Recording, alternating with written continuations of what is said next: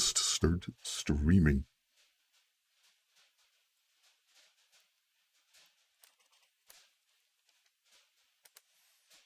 And we should be up in any moment now.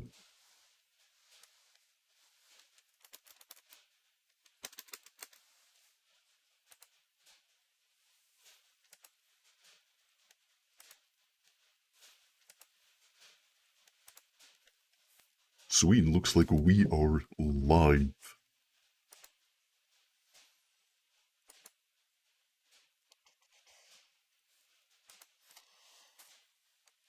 My leal counselors, welcome to the Small Council. Another pamphlet has been sent out, this time concerning the exiled Lord John Connington. Honorable Lord Malik, could you summarize the contents of this pamphlet for us before we begin? Sure. Chapter starts by Preston making us think that we are reading Jon Snow. And then we realize it's Jon Connington talking to Mathis Rowan in his tent. Jon tries to convince him that he already has Storm's End, although Mathis Rowan doubts it because the banners could be Baratheon. Dismisses Mathis Rowan and talks to Caspar Hill and Duncan Strong. They say that Arianne is on the ship, close to Storm's End. And then Jon thinks about a flashback where the Sonomar spies had spotted Arianne in Ghost Hill. And the Golden Company is discussing if they wait for the Dornish or if they march early like planned. As they're discussing, Prince Aegon is there. The White Raven comes and the Raven says, Jon, march. And Aegon decides it's time to march. This is all flashback, right?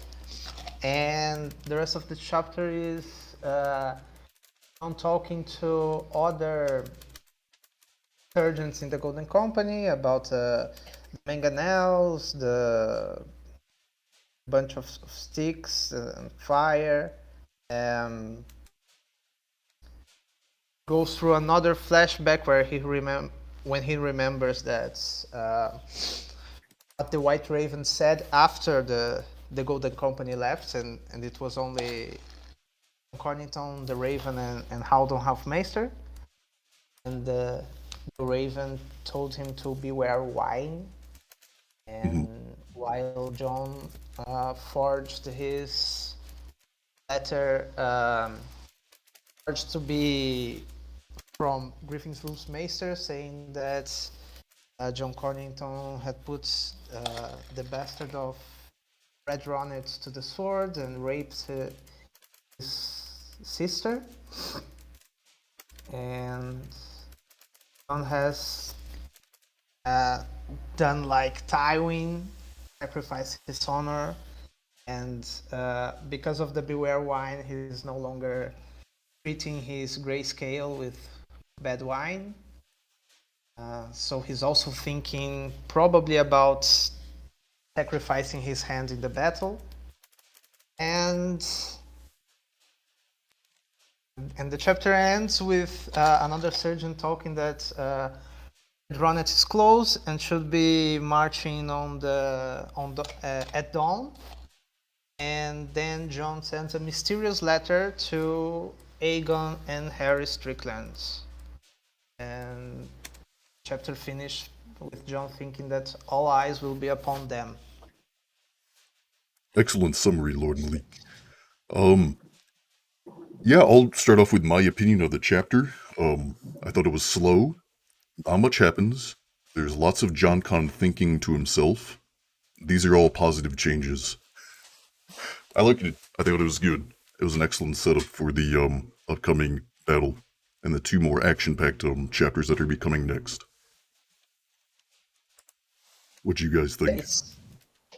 I liked that. That he brings up. Varus in the chapter, and that he thinks that the messages might be coming from Varus. I would like to see a little bit more about how John Connington's how he thinks his relationship with Varus is going to be playing out. If he's trying to establish contact with him in some way. I'd imagine, like, I actually didn't get his thoughts on Varys. Like, he thinks the Oh, White yeah. Raven's messages came from the last spider. hmm. That was very brief. Sorry. Yeah, he's like wondering who sent this White Raven with this message. Captain Moore says it was the gods. Asks Haldon if it was a friend of his at the Citadel, but Haldon denies it. So John kind of concludes it was the spider. It was Varys. Yeah, I would think by now, brief, like, he would know brief. that Varys is on his team. Oh, he knows. Which, he knows. Like, I think it's like, of course he knows because egg was the baby had to be switched, right? Believes that, so he believes Varys was behind this, right? Switch of the babies, and that's why. Yeah, that makes sense. I was wondering I think he talks with Tyrion about Varys being in league with Illyrio too, and stuff like that. Oh, I don't remember that. It's a good catch. I was wondering if Illyrio would have kept that from him, like separate information. But yeah, it makes perfect sense that he knows. He has to know about the switch, like the supposed switch, right? Yep. Well, Varus was the one that told him, you need to steal money and get drunk and be seen drunk, so that everyone will forget about you. And he's really pissed off at Varus for making him do that. Yeah, alright, well, we're just exposing my ignorance on some of the early John Con stuff. I haven't read through those in a while. Other thoughts on the chapter? So, my hot take is that it's too much like Theon 1, the sample chapter. I would wish it was less like this, because Theon 1 is also like Stannis. It's not Stannis in his tower, receiving insurgents and commanders coming and going, you know. It's just that, and this chapter is the same thing. And through those talks, we kind of try to understand what's going to happen in the battle. Like in the Battle of Ice, here in the Battle of Steel. I think it's too much parallel. I would like I don't know, something else. But yeah, it's okay. I don't know what to think about Mathis Rowan also. He also seems too much like Stannis. I think Preston even uses the same voice he uses for Stannis, he uses to make his role, and he's very gruff. And I don't know about that. Yeah, one of the things we had earlier was, shouldn't he be open to supporting Aegon? He's married to a Redwyne, which we propose is... But he kind of is in both camps. Like he dipped the banners and surrendered without a fight. He also thinks it's a doom cause right now. He's confident that he won't be killed because he's a good hostage, and but maybe he's like too rough on with his talks. But I don't know. He's chained up and. Yeah, the way he scoffs at the banners... Oh, sorry, you go ahead. Yeah, about the voice that Preston gave Mathis, I also would have imagined him to be a bit more sort of soft-spoken and sort of highborn. That sounded like a very gruff military dude accent. Yeah. So that's also, you know, I agree with that hot take that I believe that could have been done a bit better, but it's not a massive indictment on the overall quality of the chapter. But yeah, please continue, Nick.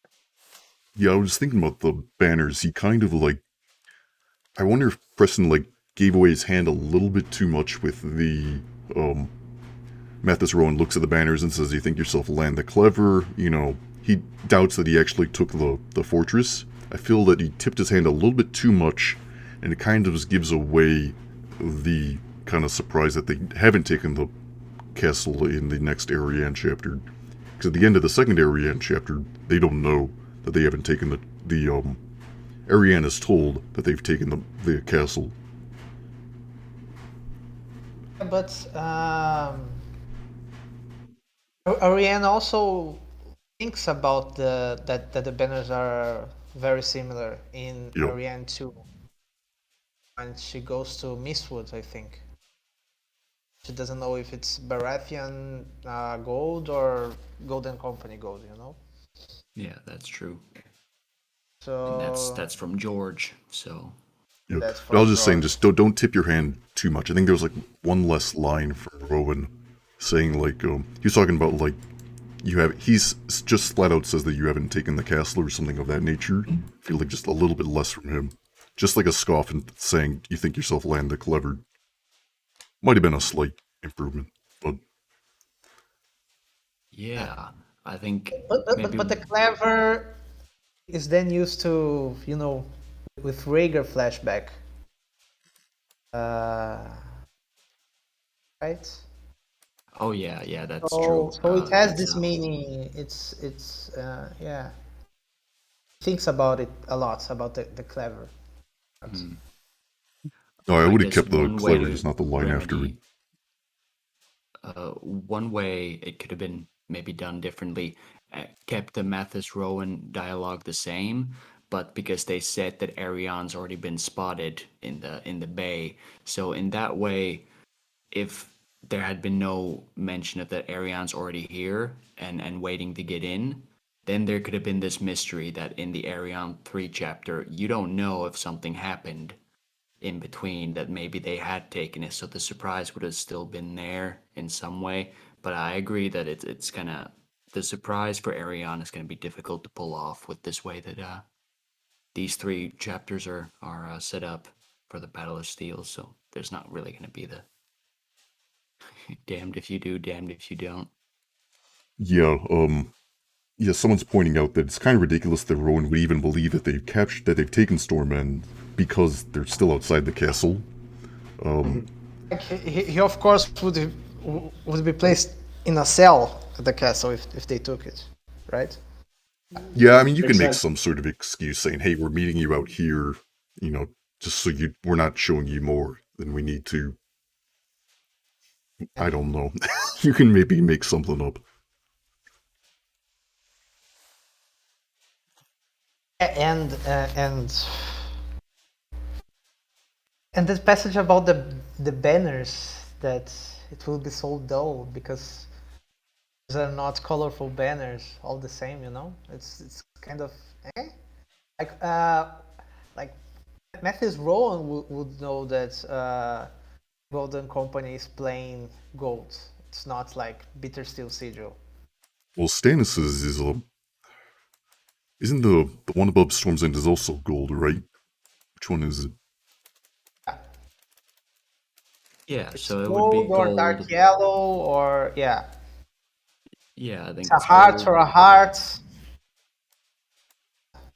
but they set it up so that the mist and there's no wind, so that the banners are limp, so you can't quite tell, at least from distance, you can't tell if there is actually a device on the golden banner that's hanging up there, but that's sort of and that was also in Arion 2, the very same idea that the banners hanging above Mistwood, they couldn't tell from afar if they were Golden Company banners or Baratheon banners.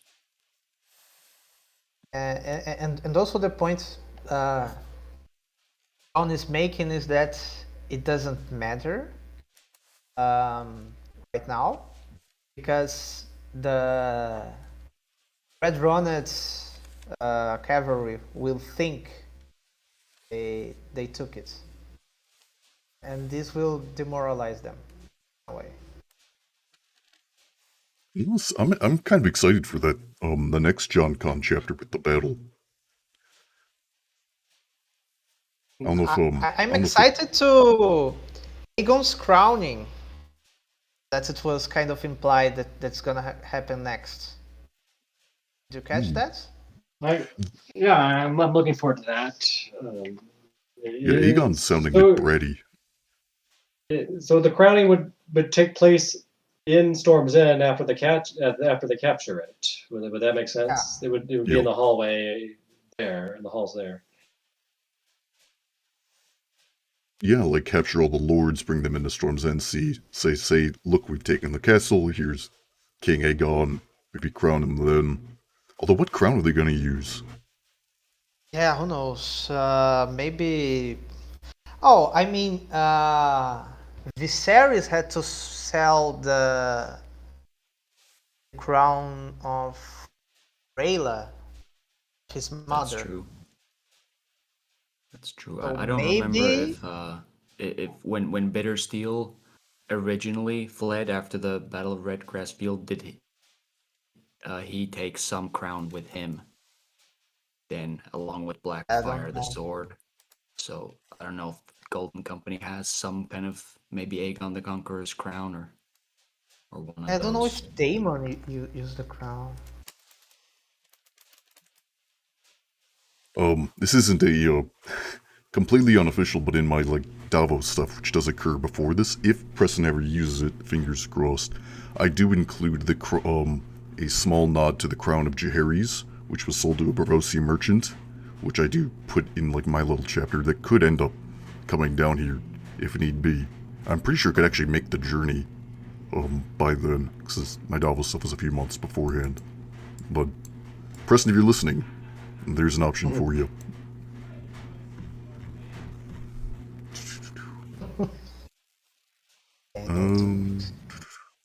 Let's see. Other things. What else did you guys like or dislike?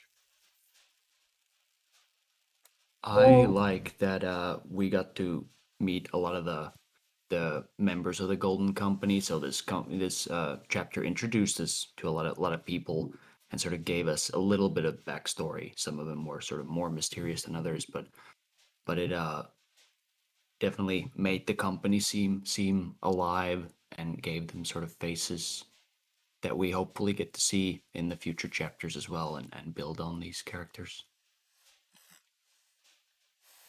Is this the first time we've heard the Raven say the word wine? No, I think so. I think so. I'm not sure actually. I'd have to go back. Yeah, I know believe so. This is the first time that it's talked that much. No. It's the first time we heard March or Marsh. I thought you said Marsh in the prologue. Oh, okay. In Area Rota 2, the bird said wine, and Darkstar was complaining that he already got the bird drunk, but the bird doesn't stop asking for more wine. That's very true. So yeah, they have been saying those same words, but maybe in different order. So the Darkstar Raven just said wine and not beware wine, as if it's asking for wine. But this one combined beware and wine into one. Yeah, because the whole setup for the thing is... Go ahead. I'm imagining Theobald and Walgrave chastising Sam because he fucking thought these fucking words. I gotta imagine words like a bird being that that intent on warning Jon. Sam had to have been frantic when he was trying to tell the birds, Jon, beware Bowen Marsh. He's feeding you poisoned wine. I don't know, for the birds to just be going around everywhere and constantly saying that warning. It must have been I'm looking forward to the Sam frantic. chapter now. I think it's gonna be a while. I don't think Preston knows yet what he wants to happen at Tone. I think he's thinking deeply about it. Yeah. I'm trying to write an outline. Hmm. Yeah, it's one of the toughest. Like Yeah. so many stuff going on in Old Town.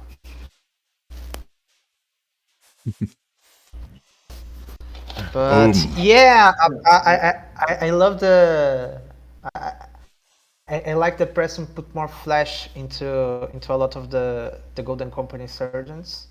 Um, Brandel Byrne is wild. There's a like Clean Flowers. I think he came out of nowhere, and John thinks that's no house burn in the Reach, although this guy sounds like a noble rich man. So it's kind of implied that he may be somebody else. Who Who? knows? Sorry, you call me reading the chat. Who is someone else? Randall Byrne.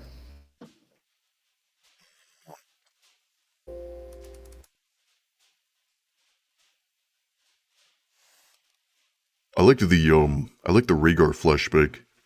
It's probably the most like the poetry. yeah, with the poetry in the hand. I like John Conne's thinking about his hand and how he's never gonna use it again, and how he was good. You know, he's a good writer, and his left hand's gonna be terrible. And that this is the last thing that I've ever written. And then he thinks back to Rhaegar, and that's probably the most like in-depth, like personal, like thing we've gotten of Rhaegar. You know, maybe Dany's House of the Undying vision, but we don't know if that's even real. It's good to have some original backstory in these characters. Yeah, and Rhaegar sounds like a jerk. I was gonna mention that too. That I kind of like it that it's at least ambiguous with what he means by clever and honest words and clever. That's like it could be a compliment, but it could also be a polite dismissal. Like, all right, I've read your stupid poem now. Now let's put it away. It's definitely a polite dismissal. Like, Yeah. dude, Rhaegar, this guy is in love with you. Be a little more like, I don't know, polite. Oh, it's really great, man. Great poet. Sei lá. I don't know. Rhaegar thinks his own poetry's much better.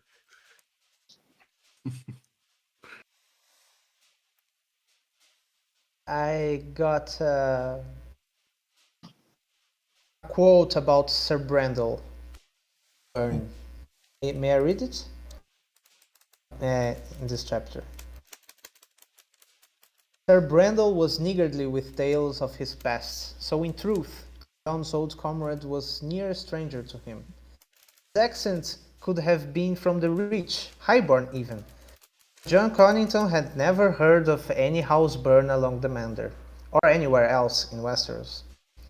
Twinkling flowers off japes that the man had sprung fully formed from some rocky knoll. Like, yeah, this dude Preston totally sounds like this dude is somebody else, you know? Yeah, I'm looking it up Though right he's now. a I wonder while what he's in going the... for with it. I don't know. It's a good bit of gardening. Check. It can be anything. Yeah, I think he's gardening. I think he's fucking gardening. It can be Yeah. anyone, and from any house, some notable person. It can be freaking Euron for all we know. Or Moon Boy for all we know. Yeah, it's Dario. Yeah. How do you spell it? B-E? How's it spelled? It's Burn? Byrne. Or do you mean the first name? Or the last name? I was looking for it in the outline and I can't find it. Okay, well. Yeah, I'll know what he's doing with it. He changed some dude from the outline to the chapter. It's on page 8, Nick. Okay. 8 of 12. Or the outline. Oh, never mind about that. I No, thought you meant I'm the actual looking at the... chapter. Yeah, never mind. No, in the outline it was supposed to be Dick Cole. He exchanged it to Brendel Byrne. It's the Oh, yeah, there it it's is. Brendel that talks about the Red Ronet's army is like very close. It's got to be just some old house like mud or something. Let's look it up in search of Ice and No, Fire. Let's see if it comes up somewhere.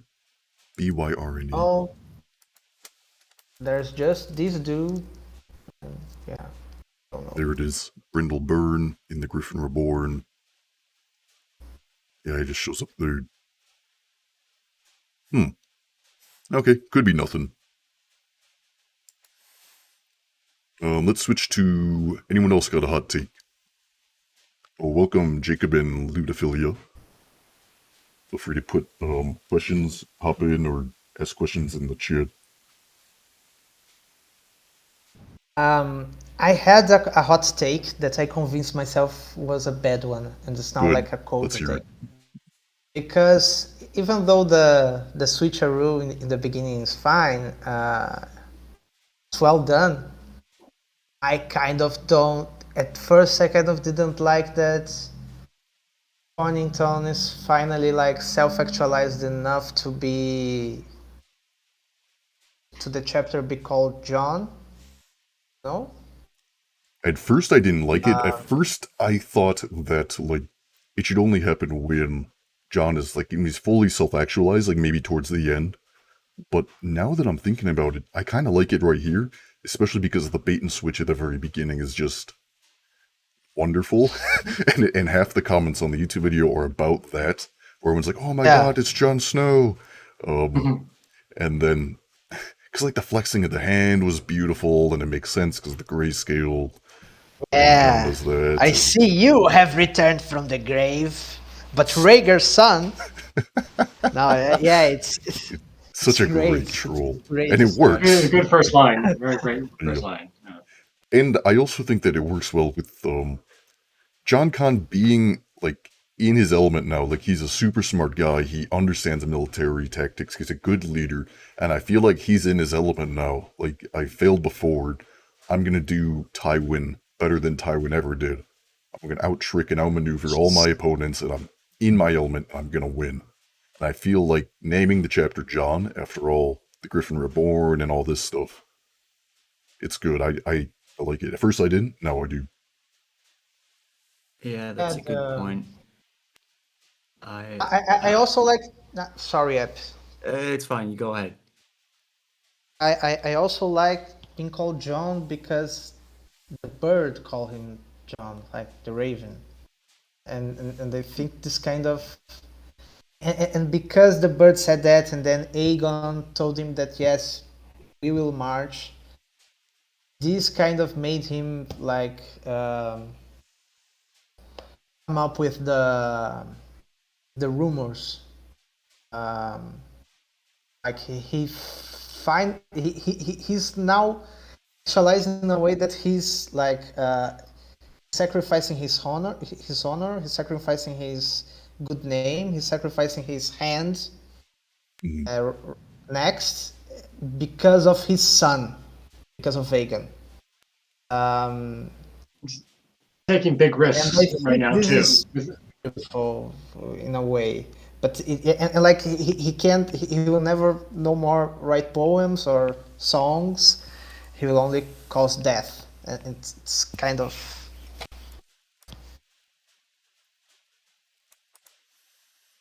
It looks like he's taking very high risk and high reward moves with everything he's doing. Instead of playing the diplomatic game, he's going to try to take Storm's End. He's going to try to beat this army coming at him all at the same time.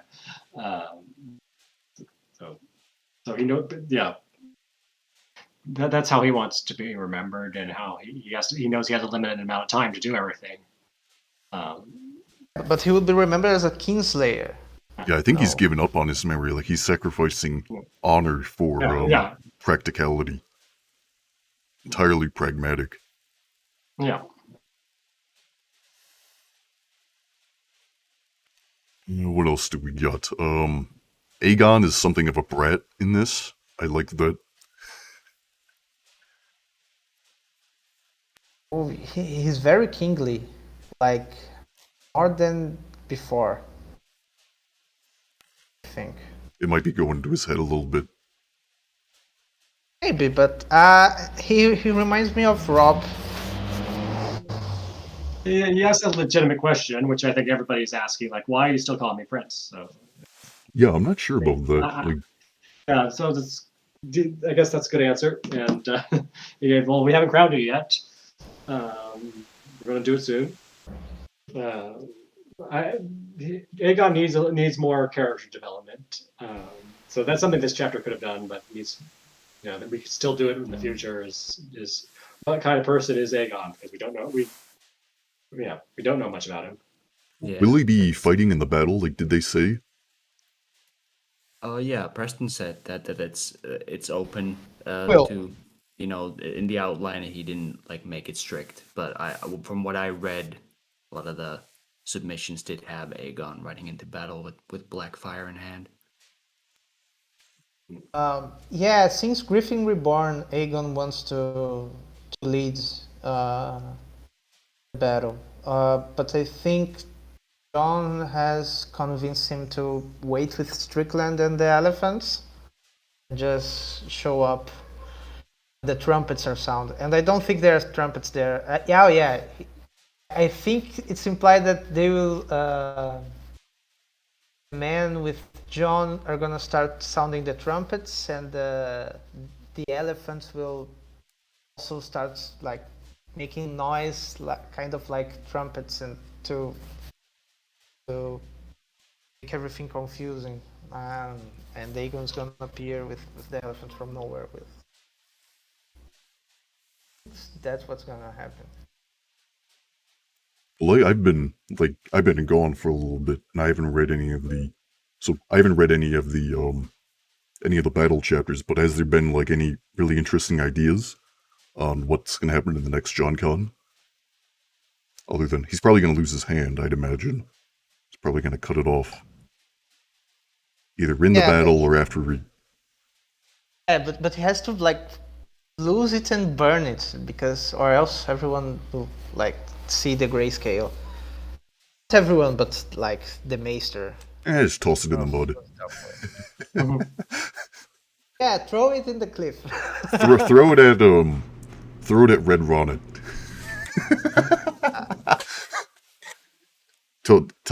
Give it to someone and have them take it back as a souvenir to King's Landing. Well, that would be the grayscale Doom starting point. I think the grayscale has got to happen either from Shireen in the north or from JonCon in the south. Like, we got to have a Great Plague. It's not going. It's not gonna be Shireen.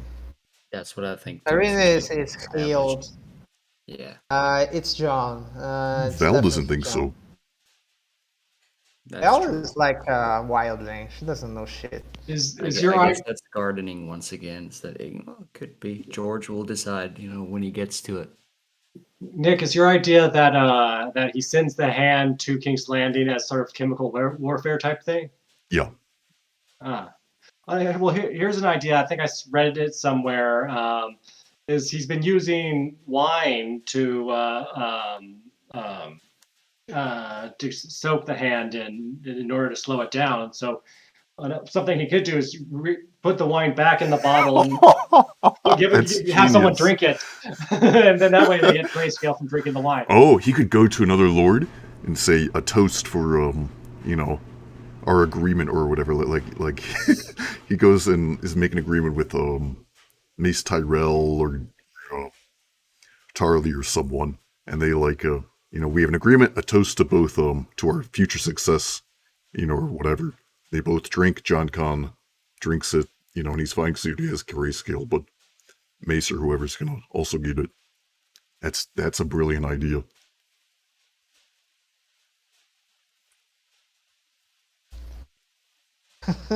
Send a finger to all around. It's grayscale, something from the inside out. Yeah. Get in your lungs. Man, there's so much we could do with that The hand now that I stomach. think about Yeah, it. yeah. The stomach and then through the colon. Mhm. Grayscale colon. Yeah, you probably wouldn't even know he has it for a while. It just feel like Yeah. weird and groggy as it goes through your Mhm. internal organs. Yeah, maybe the mouth would get a little bit too. Yeah. Grayscale Tail mouth start on would your be- tongue. Yeah, like Who else needs a hand? What else can we do with that? I like the idea of that hand going places. Like Jamie needs a hand. Send it to Cersei. Even like a finger or something. yeah, and like Amory Lodge in A Clash of Kings too, right? He Yeah. goes with a white hand. It could be a nice parallel.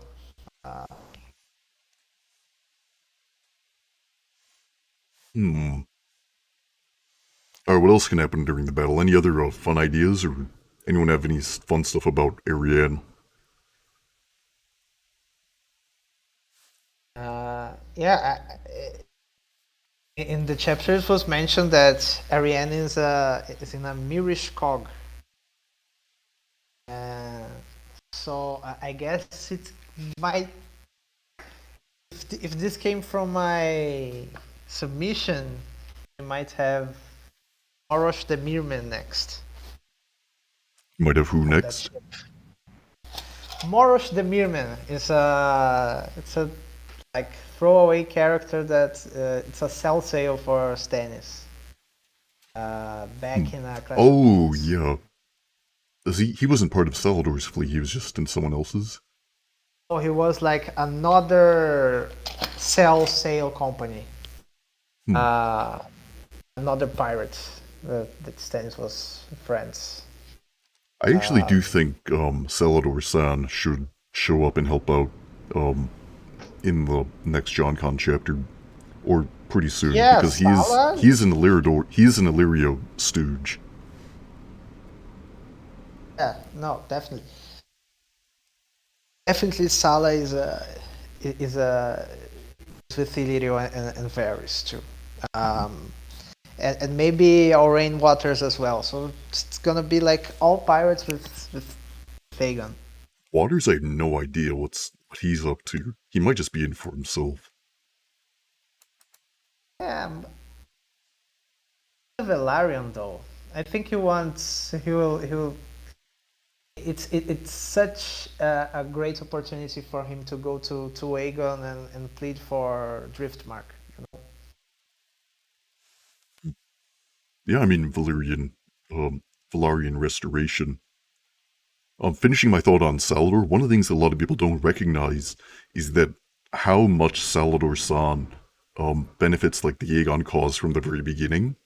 Like helping out Stannis, who's the least powerful of the five kings, other than maybe other than the Greyjoys. And then as soon as he Salador-san isn't paid after the battle, and then he continues to support him, and then once Stannis is in like an okay position, he sends him all the way up north and then leaves him there to get him out of the way so that the Golden Company has a nice place to attack from. And then he heads back on south as soon as he abandons Stannis and Davos up north. So everything just aligns perfectly for. And he also says that he's sailing Lyrio's ships as well. So I think Sala should show up, and he doesn't. I don't use him at all in my Davos stuff, and I don't really see any more use for him up north. So south is where I think he should be. Yeah, there's in Arianne 1, we don't know. They say that there are Volantine ships, Lyseni ships, Mirish ships, and that there's a new pirate king in the Stepstones who calls himself Lord of the Waters. It could be Aurane Waters, but it could be Sala too. Who knows? It's got to be Maybe Aurane. they allied. Yeah, but they can even ally with one another. Or fight. I started thinking about it. The Lord of the Waters. It is very on the nose to be Aurane Waters, but it could be the perfect fake out. It's gardening. It could be anyone It could be George the wants it to be. could be the perfect fake out and actually be Salvador San. Yeah. Also, Salvador also says he's going to the Step Zones, so they could just team up. Yeah. Or fight against each other. Maybe Salvador won over Rainwaters and took his ships. Who knows?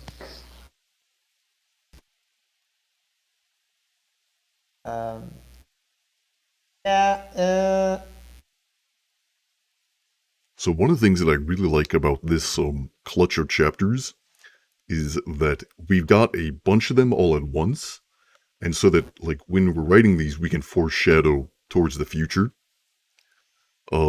Which I think like reading in this one, I can see where it's like reading this one, I can see the setup for Ariane 2 and John Con 2. Ariane 3. Ariane 3 and John Con 2. I can see like the foreshadowing for it, which I didn't send a submission this one, but I know it's very, very difficult to write without the ability to foreshadow things and know where stuff is going, so I really appreciate like having these in a clump. Yeah. True.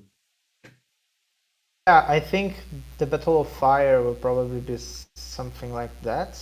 Mainly, and also because we already have some outlines from George.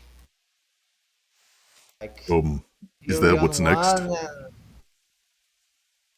He said he's planning to do Battle of Fire after he finishes the South.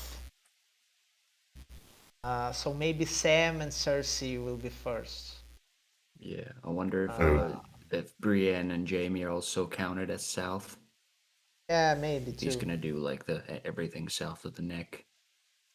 You know, Vale. I sent him a Jaime outline.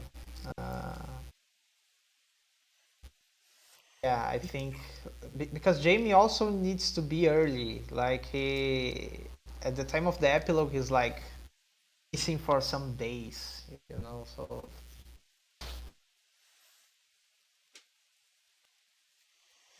All right. Any final thoughts? I think we'll be finishing up here. Any final comments from the panel and from people in the audience? I had this one because the this Roan has so much food. Was thinking if might change. Preston might change the Maester Dennis is like this Spider-Man Assassin's Creed guy, and he actually wins over Gilbert Farwin by poisoning the food instead, bringing food and poisoning it somehow. Kill Gilbert Farwin. Yeah. I know Preston has a Q&A coming. Does anyone have any questions for him? Questions about this chapter? On like what I also have a like it's so weird that John Con is like modeling himself after Tywin, and Tywin fucking killed Elia and and Princess Rhaenys and. Well, I think it makes sense. He wants to be a winner like Tywin in his mind, even though Tywin's kind of a loser. It makes sense, but it's so like fuck. He fucking killed the Rhaegar's family, you know. Brutality has been good for Tywin so far. I mean, up until he died. Yeah. I mean, and he's gonna lose his hand like Jaime. It's gonna be weird. But now that you mention that Tywin killed Elia and Rhaegar's children, it's a bit of a stretch, I admit it, but could it be that at least towards Elia, John Connington was sort of jealous that she was Rhaegar's wife maybe when he was in love probably. with him? Maybe not happy about the children, or at least the daughter, because he believes that the son was saved. But maybe, you know, Elia being killed was no skin off of John Conn's ass, if you pardon my French. So Yeah, he might have like in his subconscious mind is modeling himself after Tywin because actually he hated Elia. yeah, it was like a competition for Rhaegar's heart. Yeah. That's how I always saw it. That all these people around Rhaegar were sort of like just desperate for his attention, and there were so many people around Reading Rhaegar from were reading from a love him. John Con chapter right now. John Connington remembered Prince Rhaegar's wedding all too well. Elia was never worthy of him. She was frail and sickly from the first, and childbirth left her only weaker. And then it goes on. So yeah, he doesn't think she was worthy of him. Yeah. He's never brought up Lyanna Stark yet, though. Does he have an opinion about her? It's a good question. Let me search the. What would it be?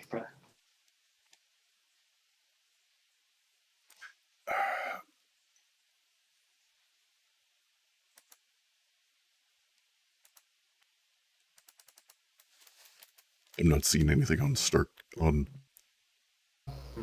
No, I don't think he thought about Lyanna. Yeah, I don't see anything.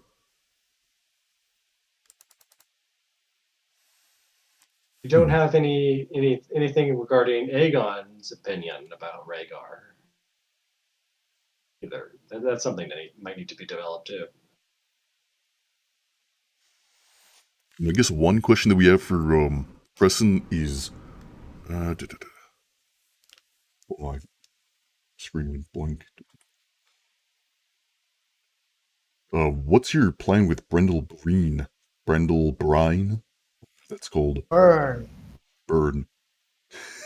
Georgian is I wise. I sent a Q&A about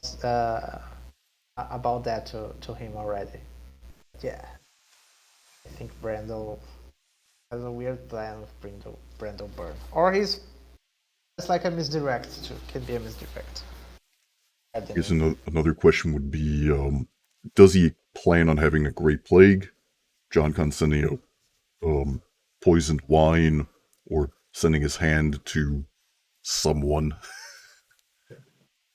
Does he like that idea? It's not really a question, it's more of a suggestion, but throw it in, see if he bites.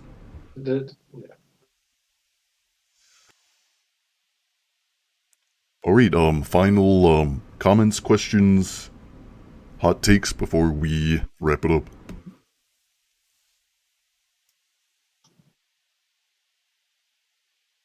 None for me. I think we covered everything.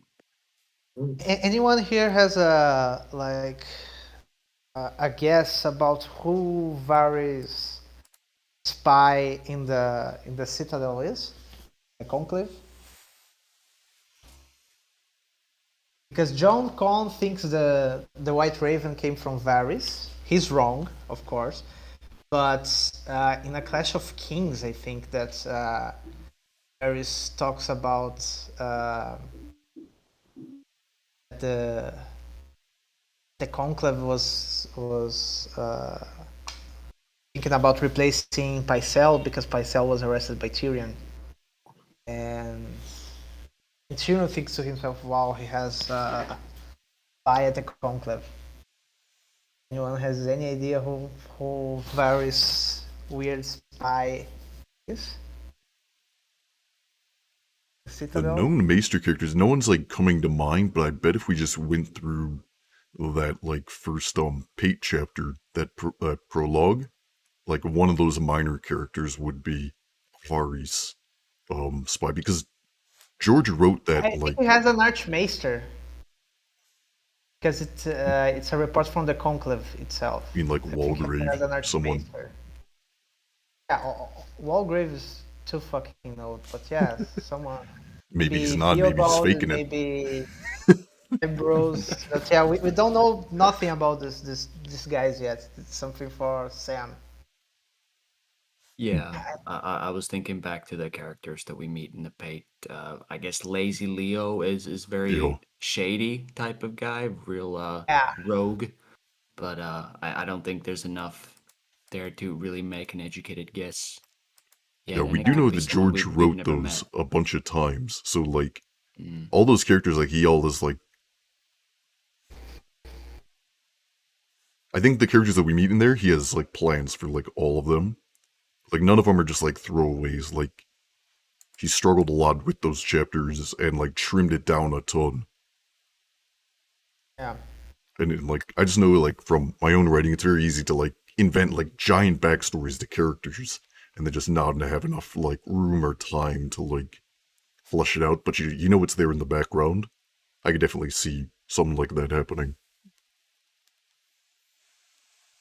or not. Maybe I don't know. I think next Sam chapter we'd see something.